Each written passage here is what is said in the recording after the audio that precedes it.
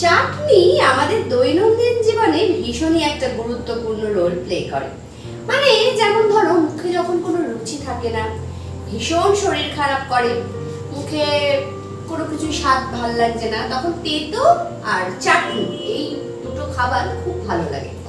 আর চাটনি তো মানে কি বলবো, শেষ পাতে অনেকের বাড়িতেই প্রায় রোজ দিনই হয়ে থাকে। তো আমি সেরকমই একটা চাটনির রেসিপি আজকে নিয়ে এসেছি।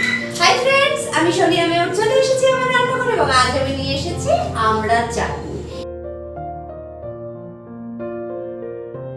এই সময় আমড়াটা ভীষণই ভাবে পাওয়া যায় আর এই চাটনিটা খেতে আমার ভীষণই ভালো লাগে।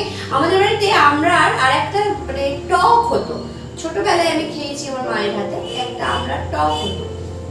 এখন একটা দিন সেই রেসিপিটা তোমাদের সঙ্গে শেয়ার করবো।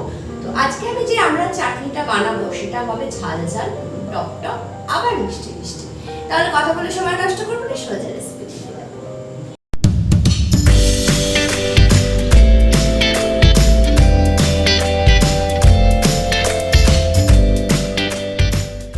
এই আমরা চাটনিটা বানাবার জন্য কি কি উপকরণ নিয়েছি সেটা আগে তোমাদেরকে বলে দিই। এখানে যেহেতু আমরা মধ্য নায়িকা নিয়েছি আমরা 150 গ্রাম মতো খোলা ছাড়িয়ে নিয়েছি, কিন্তু আমরাগুলো একটু পাকা, সেজন্য আমি মাঝখান থেকে কাটতে পারিনি, এরকম গোটা গোটাই রেখেছি। তবে কচি বা নরম আমড়া হলে সেটা কিন্তু মাঝখান থেকে কেটে দেওয়া যায়। এখানে নিয়েছি আমি চিনি, এখানে আমি 150 গ্রাম পরিমাণে চিনি নিয়েছি। মিষ্টিটা কিন্তু তোমরা অবশ্যই তোমাদের স্বাদ অনুযায়ী বাড়িয়ে বা কমিয়ে দিতে পারো। যারা বেশি মিষ্টি পছন্দ করো তারা মিষ্টিটা বাড়িয়ে দেবে, আবার যারা কম মিষ্টি পছন্দ করে তারা মিষ্টিটা কমিয়ে দেবে, সিম্পল। আর আমি যে বললাম চাটনিটা স্পাইসি হবে, মানে টক ঝাল মিষ্টি এরকম একটা ফ্লেভার হবে, তার জন্য নিয়েছি শুকনো লঙ্কা 3টে আর এখানে সাদা জিরে নিয়েছি। লঙ্কাটা একটু বাড়িয়ে কমিয়ে নিতে পারো তোমরা, কিন্তু আমি এখানে 3টেই নিয়েছি। এটা আমি শুকনো খোলায় একটু ড্রাই রোস্ট করে নেব, নিয়ে এটা গুঁড়িয়ে নেব, এটা শেষে দেবো। সবার প্রথমে তাহলে আমি এইটাকে আগে ড্রাই রোস্ট করে নেব। এখানে আমি আগেই একটা তাওয়া বসিয়ে দিয়েছি ননস্টিকে, এখানে আমি এগুলো দিয়ে দিলাম, মানে শুকনো লঙ্কা আছে দিয়ে একটু ড্রাই রোস্ট।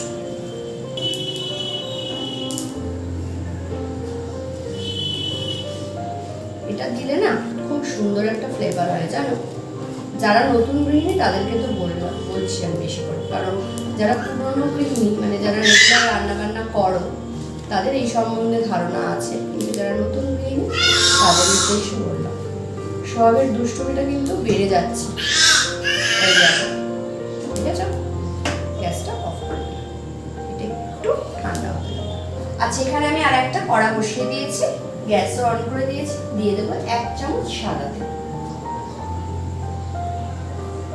তেলটা দিয়ে এবার আমি দিয়ে দেবো অল্প একটু সর্ষে। তোমরা এখানে 5 ফোড়ন অবশ্যই ব্যবহার করতে পারো, তাতেও কিন্তু একটা অন্যরকম ফ্লেভার হয়। সর্ষেটা দিয়ে 20 থেকে 25 সেকেন্ড একটু ফ্রাই হতে দেবো। সর্ষেটা আমার ফ্রাই করা হয়ে গেছে, এবার আমি দিয়ে দেবো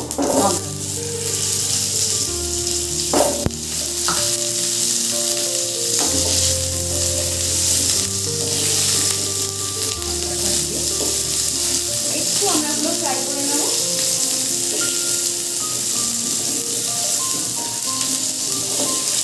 এবারে দিয়ে দেবো জল।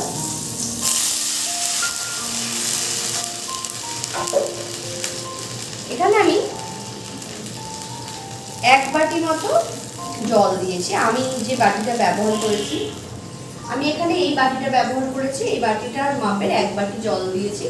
তোমরা চাটনির যে গ্রেভিটা হয় কিরম রাখবে, বেশি পাতলা করবে না, একটু ঘন ঘন করবে, সেটা বুঝে জলের পরিমাণটা বাড়িয়ে বা কমিয়ে দিতে পারবে। দিয়ে দেবো 1/2 চামচ মতো হলুদ গুঁড়ো, স্বাদ অনুযায়ী নুন দিয়ে ভালোভাবে মিশিয়ে দেবো। আচ্ছা, আমড়াগুলো আমার সেদ্ধ হয়ে গেছে, এই দেখো আঁশগুলো ছেড়ে যাচ্ছে। এবারে আমি চিনিটা দিয়ে দেবো, চিনিটা দিয়ে ভালোভাবে মিশিয়ে দেবো।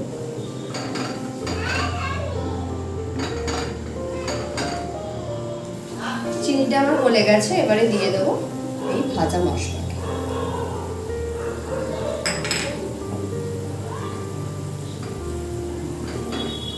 ওটা দিয়ে মিশিয়ে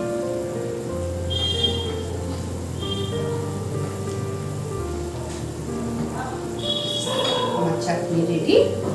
গ্যাসটা অফ করলাম, সার্ভ করে ফাইনাল লুকটা তোমাদের সঙ্গে শেয়ার করছি।